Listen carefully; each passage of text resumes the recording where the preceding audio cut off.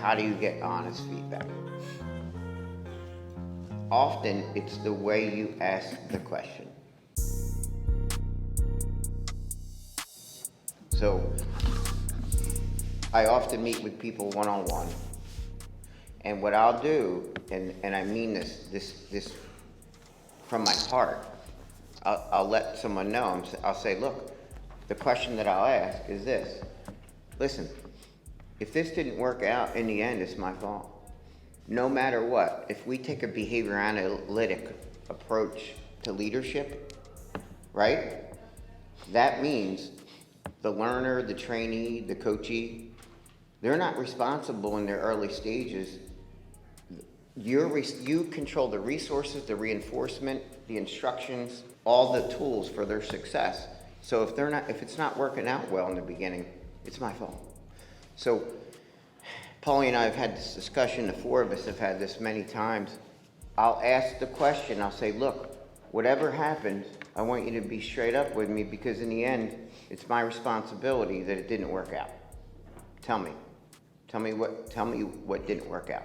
And what happens is you have to ask a lot of yes/no questions, and in a gentle way. When you take the onus and the responsibility of a behavior analytic approach, that it's the leader's responsibility for the learner's success, like a teacher would, right? Is when you get honest feedback. You know, I've been in the room when Brett's done it and everything, and you're masterful at making people feel safe delivering that as well. And I think if you look at, so I'm 35, I think technically I'm a millennial. If you look at the millennial generation, a lot of times they're more comfortable sitting behind a keyboard as opposed to actually having a tough conversation with somebody. So what I've said to, yeah, you guys are old, you're not part of that. So what I've said to a lot of my colleagues and everything, and I said, truthfully, to grow as an individual, you have to get comfortable with being uncomfortable. You need to go outside of your comfort level to grow a little bit more.